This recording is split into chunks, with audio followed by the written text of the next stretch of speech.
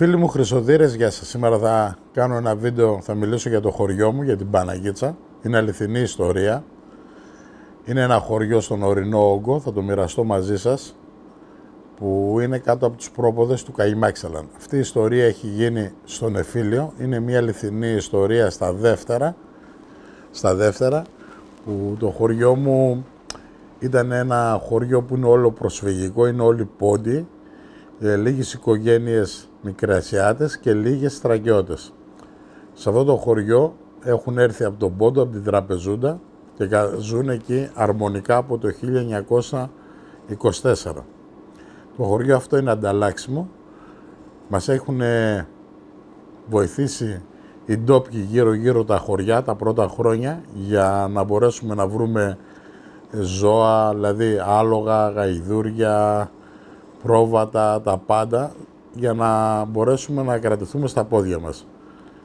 Αυτό ήταν ένα καλό ξεκίνημα. Μετά το ελληνικό κράτος τα προσφυγικά χωριά τα βοήθησε πάρα πολύ, με παράπονο τα γύρω χωριά τα ντόπια να αισθάνονται αδικημένα. Αυτό ήταν ένα λάθος για όλα τα χωριά τα άλλα, τα οποία έπρεπε να το δούνε διαφορετικά, γιατί δεν φταίνε οι πρόσφυγες αν το κράτος βοηθάει περισσότερο κάποιους και αυτούς δεν τους βοηθάει. Δεν πρέπει να τα βάλουν με τους λαούς. Αυτό έχω πει και σε πολλά βίντεο και πάντα θα είμαι, δεν θέλω να είμαι ρατσιστής, να κάνω bullying σε κανέναν. Θέλω να είμαι ειλικρινής για όλο τον κόσμο. Το κράτος παίρνει αποφάσεις και βοηθάει άλλους τους καταστρέφει. Δεν μπορεί να φταίνουν όμως οι πολίτες. Δηλαδή τώρα αυτή τη στιγμή μπορεί το κράτος να πάρει δημόσιους υπαλλήλους πάρα πολύ. Δεν θα αντισταθούμε εμείς απέναντι στους δημόσιους υπαλλήλους, γιατί αυτό γίνεται. Πληρώνουμε εμείς για να υπάρχει το δημόσιο. Γιατί το φτιάξε το Πασόκ και η Νέα Δημοκρατία. Αυτό φτιάξανε. Τώρα τα παιδιά αυτών των δημοσίων υπαλλήλων έχουν μείνει άνεργα, γιατί έχουν τελειώσει, είναι δάσκαλοι, δασκάλες, είναι νηπιαγωγοί, καθηγητές, αστυνομικοί που θέλουν να γίνουν. Γι' αυτό πάνε όλες τις στρατιωτικές σχολές για να βγουν κατευθείαν στην εργασία. Και γι' αυτό έχουν ανέβει τα μόρια πάρα πολύ. Καταλάβατε. Γιατί σου λέει άλλος τώρα, άμα γίνει ένας μαθηματικός, πότε θα δουλέψει. Άμα γίνει, ξέρω εγώ, ένας γυμναστής, πότε θα δουλέψει. Οπότε όλοι πάλι θέλουν το δημόσιο. Ή θα φάνε το φάπαξ ή θα πάνε στο δημόσιο. Ένα από τα δύο. Τώρα το βίντεο συνεχίζεται για την Παναγίτσα. Σήμερα δεν θα σας μπερδέψω πολύ ιστορία. Γιατί πάω σε εκείνα τα χρόνια και γυρνάω σε αυτά τα χρόνια. Γιατί οι θησαυροί που ψάχνουμε είναι τότες, η γενιά που τα ψάχνει είναι αυτή. Είναι οι άνθρωποι καθημερινοί. Είτε είναι δάσκαλος ο άλλος, είτε είναι καθηγητής, είτε είναι τσομπάνος ή αγρότης ή διευθυντής σε μια τράπεζα, αγοράζουν μηχανήματα. Και ψάχνουν για θησαυρούς, ψάχνουν όμως τις ιστορίες εκείνες που ήταν πριν χρόνια. Πάμε να δούμε λίγο τι έγινε σε αυτό το χωριό. Σε αυτό το χωριό, εμείς είχαμε ένα καφενείο στην πλατεία του χωριού. Εκεί μέσα όλος ο κόσμος έλεγε πάρα πολλές μαρτυρίες. Εγώ είχα τα αυτιά μου ανοιχτά και άκουγα.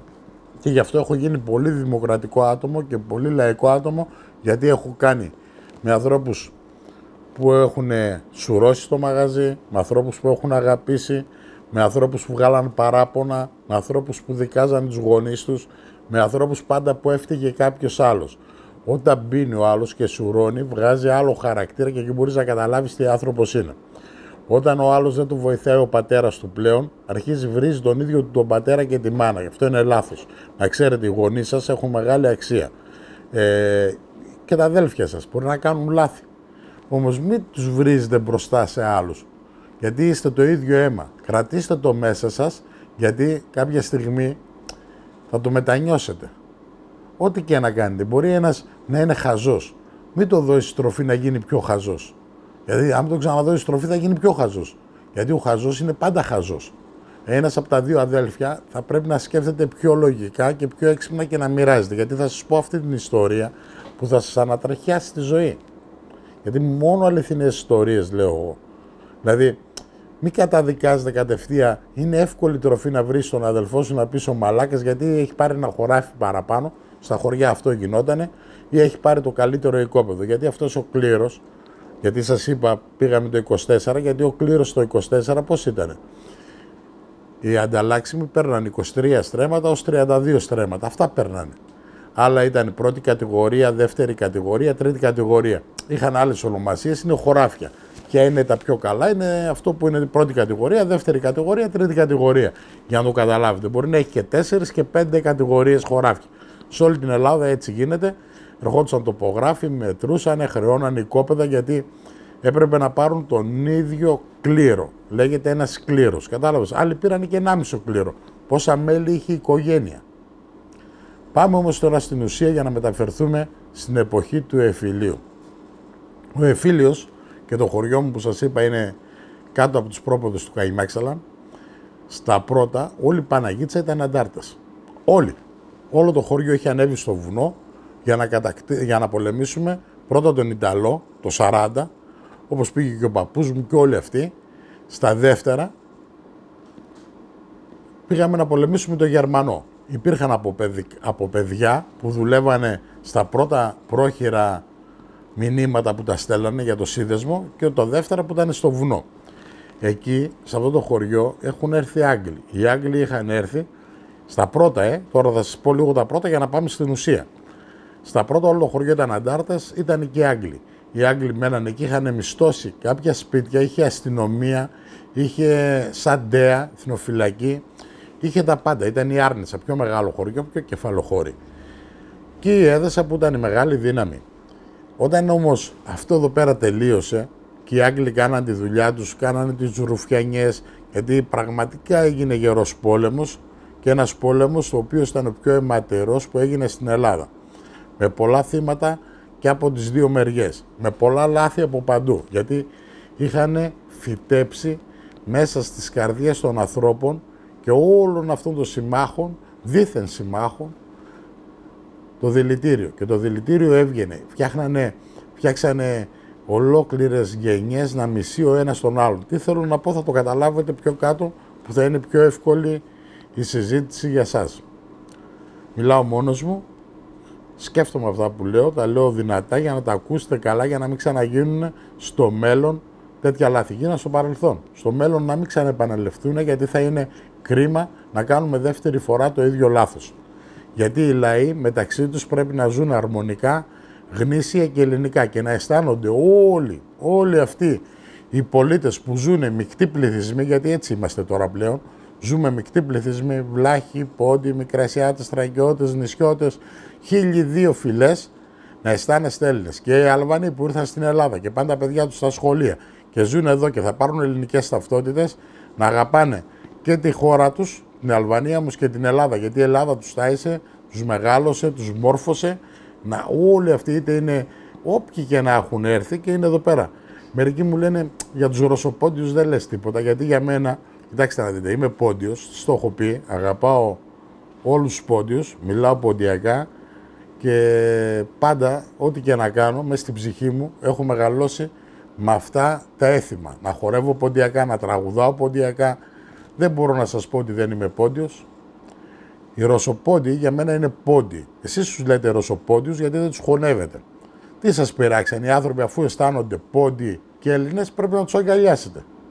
Καταλάβατε, φίλοι μου, εσείς που βγάζετε δηλητήριο. Δεν σας είπαν οι άνθρωποι, εσείς τους λέτε Ρωσοπόντιους. Πιο νωρίς μας λέγατε εμάς Τουρκοπόντιους. Εσείς που έχετε δηλητήρια. Δεν έχετε σκεφτεί δεύτερη φορά, αφού δεν σας αρέσει το Πόντιος. Δηλαδή, άμα πει ο άλλος Αρμοπόντιος ή Κουρδοπόντιος, δηλαδή, εσένα σε πειράζει ο Πόντιος. Είτε είναι Ρωσοπόντιος, είτε είναι. Γιατί εμείς ήρθαμε από μέρη ποντιακά. Φύγαμε από την Τραπεζούντα και άλλοι φύγανε στη Ρωσία. Εκεί τα μέρη πάντα υπήρχαν οι Πόντιοι, ήταν λαός ο οποίος όπου και να πάει θα αναπτυχθεί. Δηλαδή, βλέπετε στο εξωτερικό τώρα, στη Γερμανία, στην Αυστραλία, στην Αμερική και παντού που είναι Πόντιοι, δουλεύουν, είναι εργατικοί. Δεν λένε είμαστε Πόντιοι και έρχονται τα λεφτά γιατί είναι Πόντιος. Με ένα και με τζάκι παίρνουμε εμείς τα λίρας. Γρίξες, φίλε μου, εσύ Πόντιε. Εσύ με καταλαβαίνεις πολύ καλά. Πρέπει να καταλάβουν και οι άλλοι όμως, φίλε μου. Γιατί είμαστε άνθρωποι του ίδιου Θεού και εμείς ήρθαμε βάσει της θρησκείας. Δεν ήρθαμε βάσει, αφήσαμε εκεί τους νεκρούς, αφήσαμε τους γονείς πολλών Ελλήνων Ποντίων που έμειναν εκεί. Το καταλάβατε, εκεί οι Πόντιοι και όλοι οι λαοί, και οι ντόπιοι, και οι Μικρασιάτες και οι Θρακιώτες, όταν θα πάνε σε άλλο μέρος θα καταλάβουν οι Μικρασιάτες, Θρακιώτες, και αυτοί φέρανε η κουλτούρα, φέρανε δύναμη στην Ελλάδα, αγάπη. Οι Βλάχοι είναι λαός που είναι σκηνίτες, δηλαδή ένας λαός που έχουν μετακινηθεί. Υπάρχουν και αυτοί οι φυλές. Όλοι θα έχουν τις φυλές τους. Όλοι οι άνθρωποι δεν είναι ίδιοι. Όμως τι αισθάνεσαι? Στην Αμερική γιατί αισθάνονται, ρε φίλε μου, εσύ που είσαι δηλητήριο και μου λες δεν λέω τίποτα για τους Ρωσοπόντιους? Γιατί δεν μ' αρέσει εμένα να τους λέω Ρωσοπόντιους και θέλω να τους λέω Σκέτοπόντιους. Εσύ άμα θέλεις να τους λες Ρωσοπόντιους, καλά κάνεις. Δεν θα μ' αλλάξει εμένα το μυαλό μου. Γιατί στην Αμερική αδελφέ μου, γιατί δεν τους λένε Γάλλους, Ισπανούς, Ιταλούς, Άγγλους, Έλληνες, Τούρκοι, Γερμανοί, Σουηδοί, Άγγλοι? Ποιοι πήγανε στην Αμερική? Οι Ιδιάνοι θα ήταν μόνο. Αισθάνονται όμως όλοι μέσα του, φίλε μου, γιατί είναι και αύριο μια γιορτή για να καταλαβαίνεις. Αισθάνονται Αμερικάνοι. Αν δεν αισθάνεσαι εσύ Έλληνας, πώς λέγεσαι είναι? Άμα ο Βλάχος δεν αισθάνεται Έλληνας, αν δεν αισθάνεται ο Πόντιος Έλληνας, δεν φταίει ο λαός. Δηλαδή δεν μπορεί να πεις όλοι οι Βλάχοι δεν είναι Έλληνες, όλοι οι Πόντιοι δεν είναι Έλληνες, όλοι οι Μικρασιάτες, όλοι οι ντόπιοι. Εσύ είσαι κουφάλα, του στράκησε. Το κατάλαβες? Γιατί είσαι συμφέροντολόγος και επειδή πρέπει να είναι έτσι. Εσύ σε κάνεις μπούλικ και ξέρεις τι, κάνεις τα παιδιά σου να έχουν μίσος για αυτούς εδώ. Όμως τώρα επειδή γίνονται γαμπροί, νύφοι, όλοι έχετε μαλακώσει. Και τώρα τα λέει καλά ο Πολατίδης. Θα τα λέω μια ζωή. Όποιοι θέλουν με ακούνε και όποιοι θέλουν με ακολουθούν. Εγώ δεν θα γίνω ρατσιστής για κανέναν άνθρωπο πάνω στον πλανήτη που βγάζει μίσος. Ούτε για αυτούς τους εθνικιστές που πουλάνε για τους κομμουνιστές. Ούτε και οι κομμουνιστές για τους εθνικιστές. Αυτά είναι πιόνια. Και πάλι συνεχίζουν να είναι πιόνια γιατί είναι βλαμμένοι. Δηλαδή, εμένα τι με έκανε, δηλαδή, ένας, να σε πω κάτι, ο Δίας, που είναι ένας θεός, που τον αγαπάω εγώ. Τι με έκανε? Ο Ποσειδώνας τι με έκανε? Με έπνιξε. Ο Διόνυσος ήρθε, με ήπια το κρασί. Αν εσύ είσαι δηλητήριο και επειδή θέλεις να λέγεσαι χριστιανός, γιατί και εγώ χριστιανός είμαι, ορθόδοξος. Όμως δεν με πείραξαν και οι θεοί. Πώς αγαπάμε δηλαδή τον Αλέξανδρο? Πώς αγαπάμε όλους αυτούς? Γιατί αυτοί οι θεοί είχαν σκεφτεί πιο καλά από σένα που είσαι τώρα, μετά από τόσες χιλιάδες χρόνια, γιατί είχαν πιστέψει στον άγνωστο Θεό. Τόσο μυαλό είχαν οι αρχαίοι Έλληνες. Η θρησκεία έκανε λάθη. Ποιος είπε σένα η θρησκεία κάνει σωστά? Δηλαδή η θρησκεία των μουσουλμάνων είναι σωστή? Εσύ, σαν χριστιανός, λες όχι. Για έναν μουσουλμάνο λέει είναι καλή η δικιά μου θρησκεία. Πώς λέει ένας Πόντιος, η δικιά μου θρησκεία είναι καλή. Πώς λέει ένας Έλληνας, γιατί τώρα μου είπες Πόντιος, γιατί ο Πόντιος μπορεί να καταλάβει τη θρησκεία που είναι και να σεβαστεί και τις άλλες θρησκείες, γιατί είχε ζήσει διαφορετικά, είχαν ζήσει μεικτοί πληθυσμοί. Όχι μόνο οι Πόντιοι, και οι Μικρασιάτες και οι Θρακιώτες και οι ντόπιοι. Αυτοί είναι οι Έλληνες. Οι Έλληνες έχουν αγαπήσει τους πάντες. Όλοι. Οι άλλοι λαοί μπορεί να είναι ρατσιστές και να θέλουν να κάνουν ό,τι θέλουν. Εμείς οι Έλληνες δεν έχουμε αυτό, γιατί είμαστε άνθρωποι του ξερισμού. Όταν πηγαίνανε οι Έλληνες από εδώ, στη Γερμανία, στην Αυστραλία, στην Αμερική, είχαν όλοι κασέτες του Κατζατζίδη. Ξέρεις γιατί? Και λέγανε αυτοί οι Γερμανοί, ποιος είναι αυτός, ποιος είναι αυτός? Δεν είναι αυτός, όμως δεν ξέρανε ποντιακά. Ήταν ο άνθρωπος που είχε αγκαλιάσει ο κάθε, δηλαδή πηγαίναν και τον ακούγανε και κλαίγανε. Και αυτό είναι να δω τη φωνή, κάποιοι την κλείσανε γιατί υπήρχαν συμφέροντα. Είχαν κλείσει το μεγαλύτερο καλλιτέχνη, την πιο δυνατή φωνή που είχε η Ελλάδα σαν καλλιτέχνη, μουσικό, όχι πλαστικά φωνή όπως έχουν τώρα. Μιλάμε για φωνάρα, άνθρωπος που έδωσε ψυχή, σταμάτησε αυτή η φωνή για πολλά χρόνια. Θα ακούγαμε άλλα 1000 τραγούδια, άλλα 500, όσα ήθελε έγραφε. Και όπως και να τα έγραφε, τα έλεγε. Καταλάβατε, γιατί ήταν τραγουδιστής. Άλλοτε ήταν στη ζωή του. Τον παρουσιάσαν άλλοι, του πήγαινε στα καζίνα, πήγαινε εκεί. Δικαίωμά του να κάνει ό,τι θέλει. Εσύ τι είσαι για να καταδικάσεις έναν άνθρωπο? Σαν φωνή θα τον εξετάσεις. Δεν τον έχεις κάνει γαμπρό τον Κατζατζίδη. Άμα πήγαινε στο καζίνο, άμα έφαγε μια πολυκατοικία ή έβγαζε 1000 ευρώ ή έβγαζε 100.000 δραχμές, ό,τι θέλει κάνει. Ο καθένας στη ζωή του την έχει στα χέρια του. Και όπως θέλει σε αυτόν τον πλανήτη και σε αυτούς τους δρόμους που έχει χαράξει η ψυχή του και η χαρά του για να ζήσει ανθρώπινα, θα κάνει και λάθη. Άλλος τους έφαγε ένα λοντάρι. Δηλαδή τι έγινε δηλαδή που τον έφαγε το λοντάρι. Άλλο τον κάψαν στη φωτιά. Άλλος τράκαρε και σκοτώθηκε. Έζησε. Πώς έζησε? Όσο ζεις, μαθαίνεις και κάποια στιγμή υπάρχει και ο θάνατος. Δεν ήρθες για 1000 χρόνια. Αυτόν τον πλανήτη τον είδαν χιλιάδες μάτια. Φύγανε. Πάμε στην ιστορία όμως. Τι έχω κάνει, Σας έχω κάνει μια διαδρομή τεράστια. Γιατί μου το ζητάτε. Αυτά τα βίντεο που τα κάνω, μπορώ να σας πω γλίγορα για τις λίρες και να σταματήσω. Όμως επειδή πάντα τα βίντεο θα είναι ζωντανά με ζωή, γιατί έχω φίλους, όχι μόνο χρυσοδύρες, πολλές οικογένειες ελληνικές που με παρακολουθάνε και με ακολουθούν και τους αρέσει πώς μιλάω, πώς σκέφτομαι και με τον τρόπο που περνάω μηνύματα, γιατί περνάω πάρα πολλά μηνύματα. Αυτός είναι ο τρόπος που θα μιλάω από εδώ και πέρα.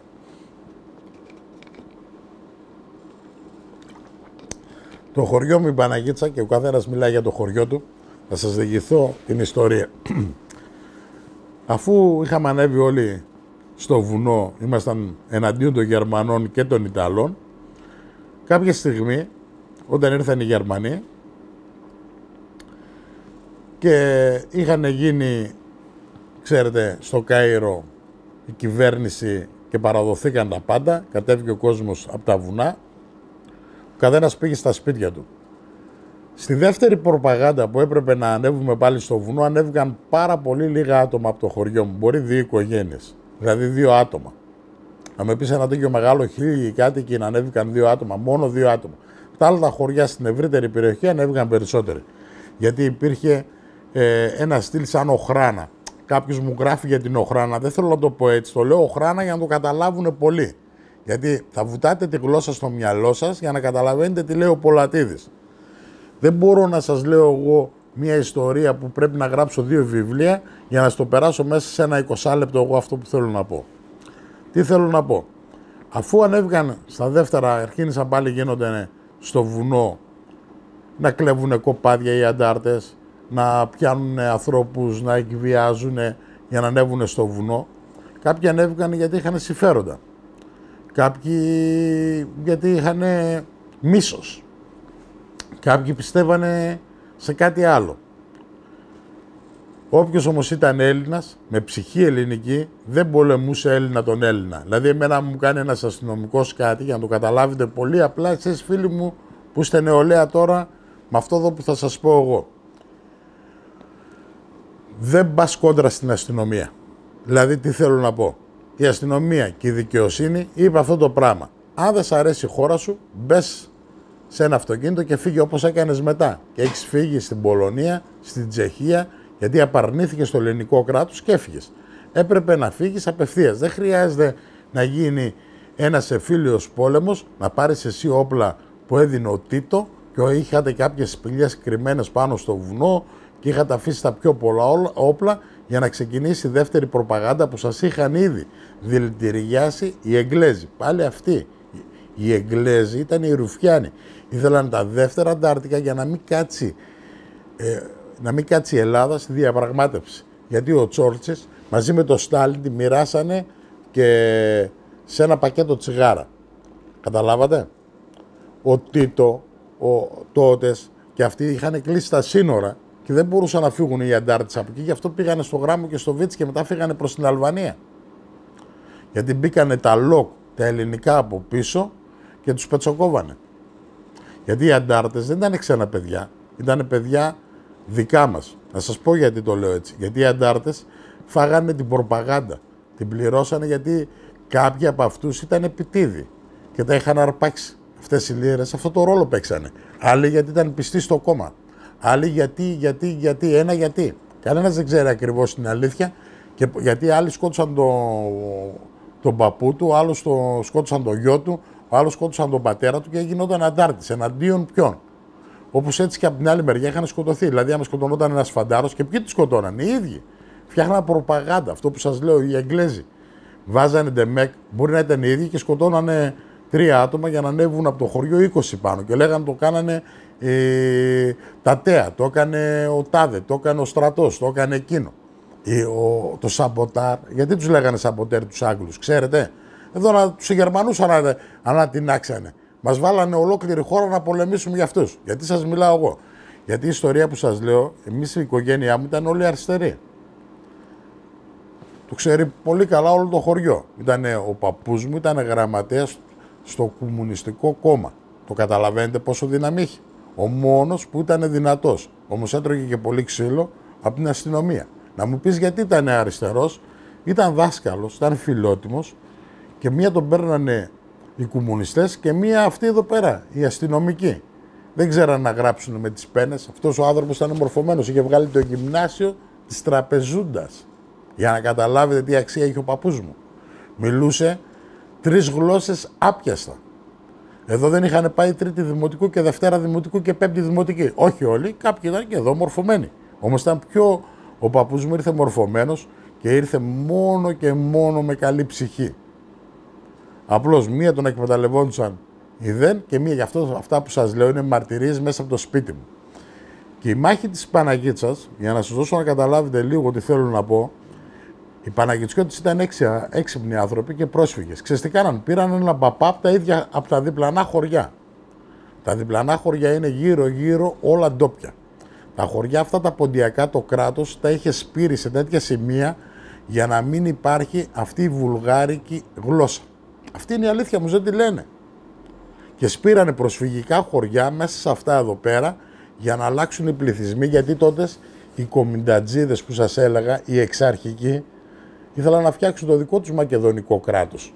Από τότε, δεν είναι τώρα αυτό που θέλουν οι Σκοπιανοί. Γι' αυτό η Μακεδονία έχει πολύ αξία και πολύ ελληνισμό. Σας έχω πει πάρα πολύ σωστά αυτά που σας λέω. Δεν έχω πρόβλημα να αντιμετωπίσω τα πάντα. Όμως να μιλάνε αληθινά, όχι με συμφέροντα, όπως μιλάω εγώ. Τι θέλω να πω τώρα. Οι αντάρτες αυτοί, αφού είχαν πάρει έναν παπά, ξέραν ότι ήταν ο Ρουφιάνος του βουνού. Και θα έλεγε στους κομμουνιστές, γιατί οι κομμουνιστές δεν ήταν κομμουνιστές της Ρωσίας, ήταν κομμουνιστές άνθρωποι δικοί μας. Που φάγαν την προπαγάνδα και ανέβηκαν στο βουνό. Για να πει ότι η Παναγίτσα έχει 8 πολυβόλα. Η Παναγίτσα έχει ένα πολυβόλο μόνο. Απλώς τον πηγαίνανε από ένα δρόμο να τον πάνε στα άλλο. Αυτοί το παίρναν το πολυβόλο μέσα από τα καρτουρούμια, μέσα από τα σοκάκια. Το πηγαίναν, το βάζαν το πολυβόλο. Όπ, βλέπανε και άλλο πολυβόλο. Εκεί. Και οι αντάρτες δεν ορμούσαν το χωριό. Ξέρεις γιατί, γιατί ήξεραν ότι αυτός ο Ρουφιάνος που ήταν από το διπλανό χωριό, που ήταν παπάς, πρόσεξε. Που ήταν παπάς, αυτοί οι παπάδες που νομίζετε όλοι είναι καλοί άνθρωποι.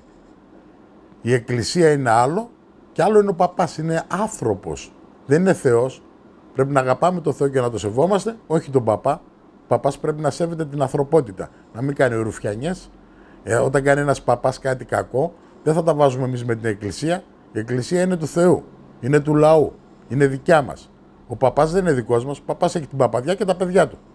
Ποιος δηλαδή, επειδή κάνει ένας παπάς έκτροπα, πρέπει να τα βάλουμε με όλους τους ανθρώπους, αυτό που σας έχω πει. Τόσο δημοκρατικά μιλάω. Και σας λέω μια αλήθεια. Και τι έγινε, πήγαινε, έλεγε το και δεν ορμούσαν την Παναγίτσα. Πάνω στο βουνό είχε 2.000 αντάρτες. Ο καπετάν Μαύρος όμως ήταν πόντιος, πρόσφυγας. Συνεδριάζουν πάνω στο βουνό κάποια στιγμή να κάψουν την Παναγίτσα. Γιατί τα άλλα χωριά είχαν σηκωθεί και είχαν πάει στην Αέδασα, στην Αρδαία, στη Φλόρινα.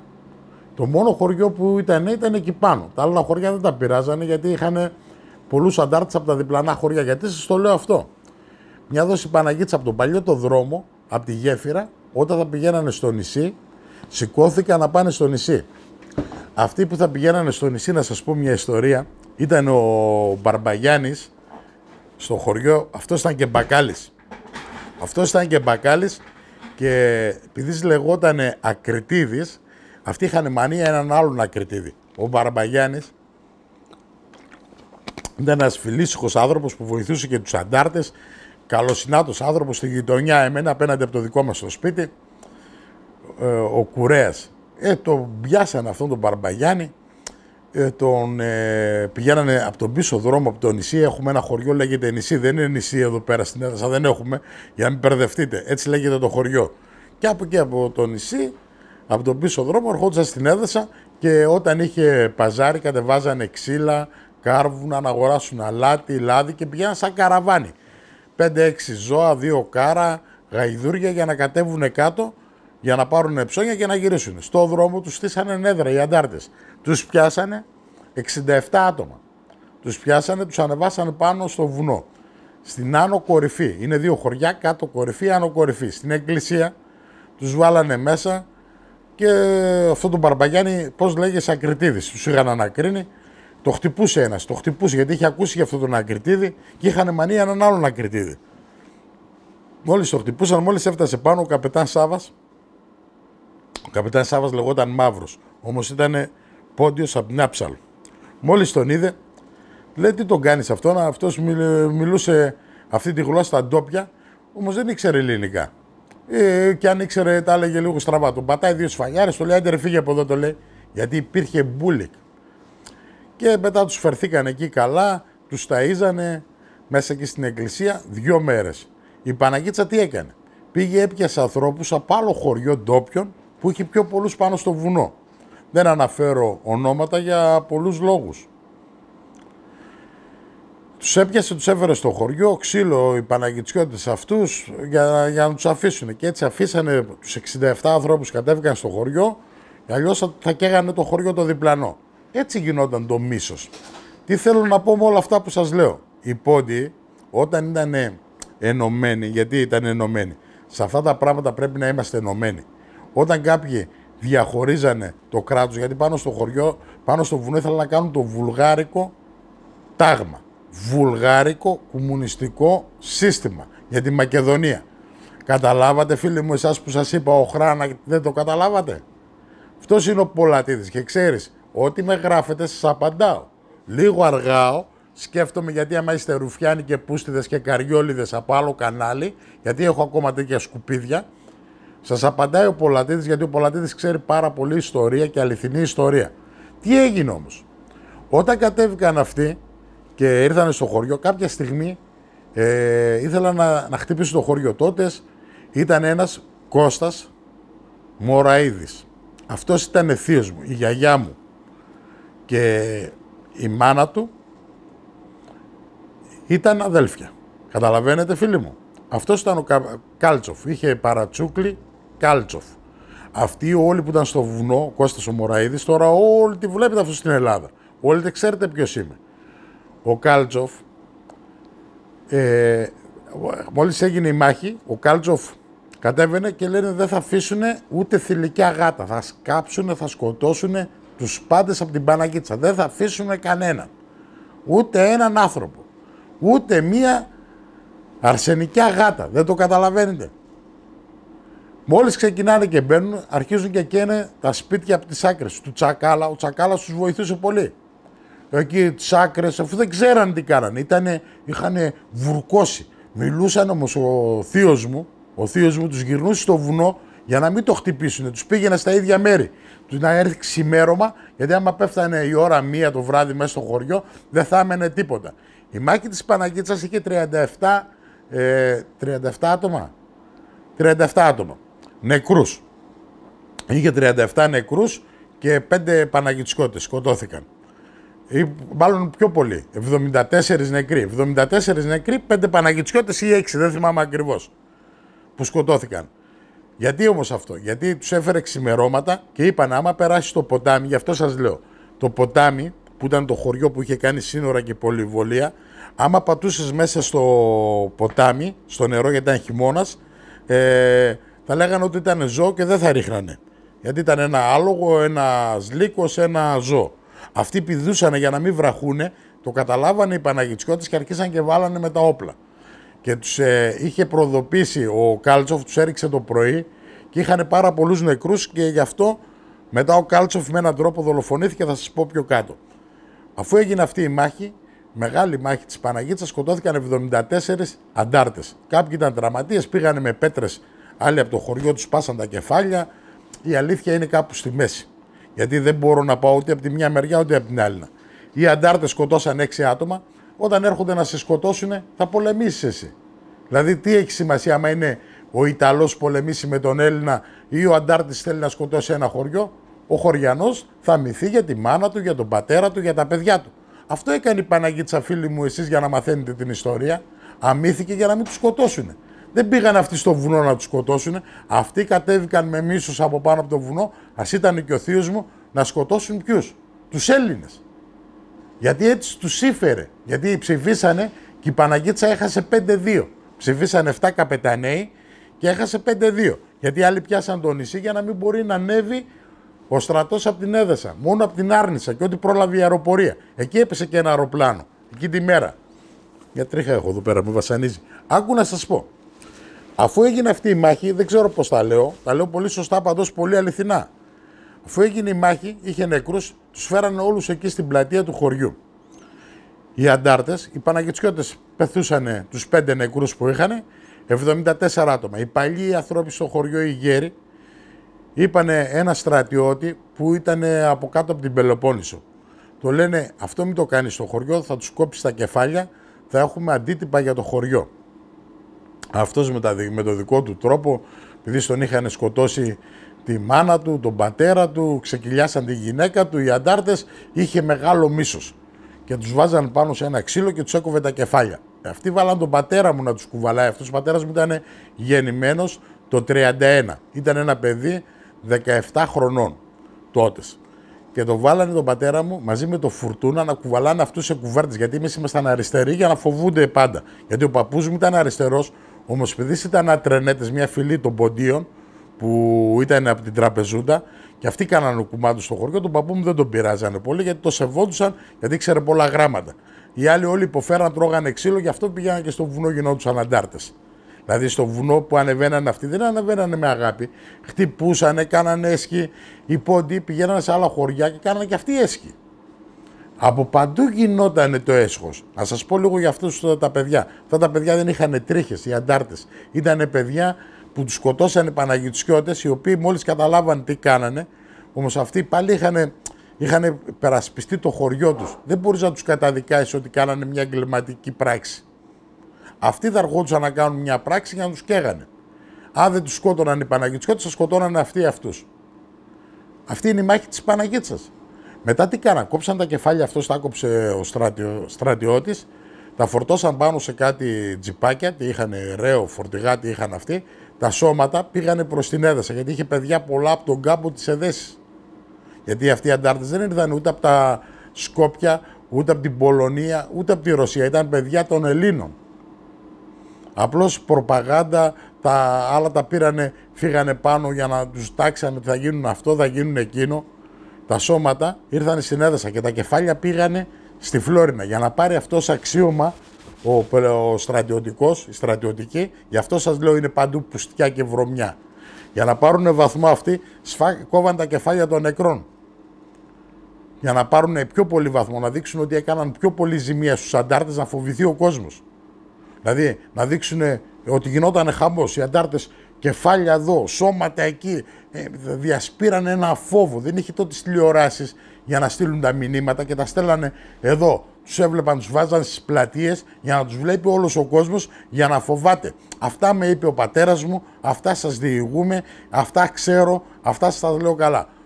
Μετά αυτός ο θείος μου ο Κάλτσοφ, αφού έγινε αυτό, όλο το χωριό πήγε να σκοτώσει τον παππού μου και τη γιαγιά μου.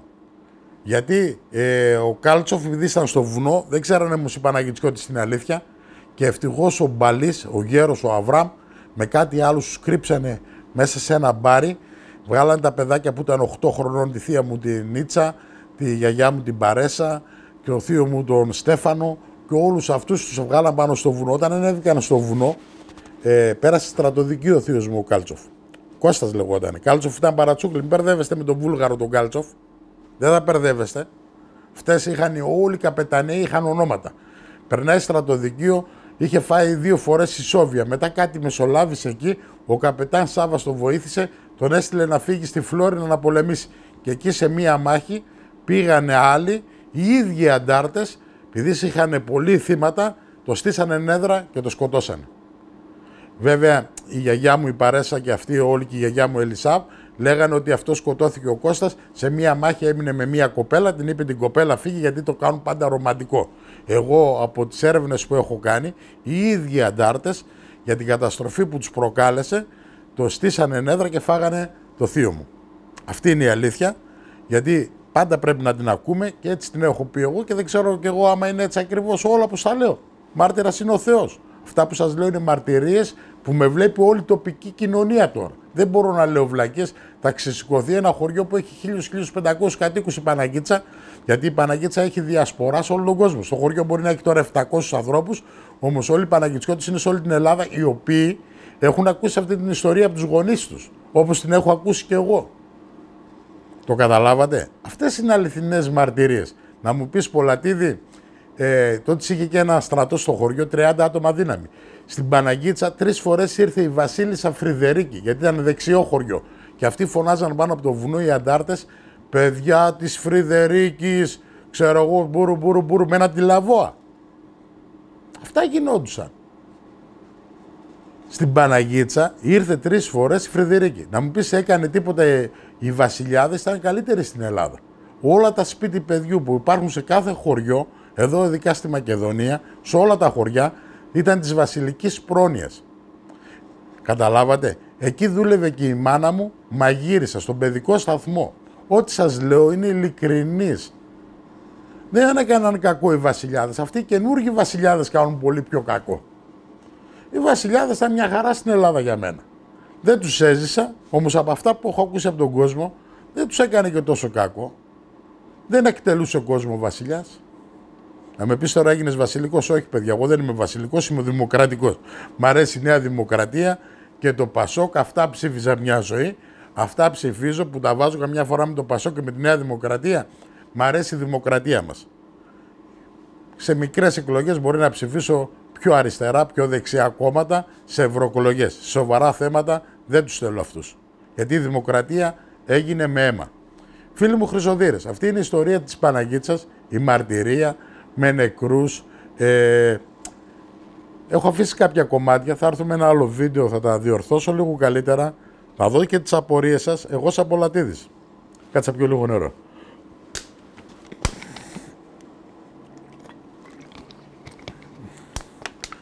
Σας εύχομαι να έχετε υγεία, να έχετε έρευνες και αυτά που λέω εγώ να τα φιλτράρετε. Να κάνετε ερωτήσεις δεξιά-αριστερά. Και αν βρείτε κάτι που λέω ψέματα, να με το πείτε. Όχι να είστε όμως ρουφιάνοι των μικρών καταστημάτων, αυτοί που πουλάνε κυνηγητικά είδη, που τα βάζω μαζί τους γιατί τους πουλάνε μηχανήματα χωρίς τεχνική υποστήριξη, απλώς για να έχουν, μου λέει εμείς Πολατίδη, δώσ' μας λέει μηχανήματα να πουλήσουμε, να σας δώσω. Τεχνική υποστήριξη μπορείτε να τους βοηθήσετε, όχι, να κάνετε αρπαγή. Αρπαγή δεν έχει ο Πολατίδης στο τέτοιο μαγαζί. Ο Πολατίδης είναι 100 κιλά μάγκας, ξέρει πολλή ιστορία και δεν είμαι και 100 κιλά μάγκας, είμαι 120 κιλά μάγκας. Φίλοι μου Χρυσοδύρες, να έχουμε υγεία, να έχουμε δύναμη, καλές έρευνες, να κάνουμε το χόμπι μας. Γεια σας.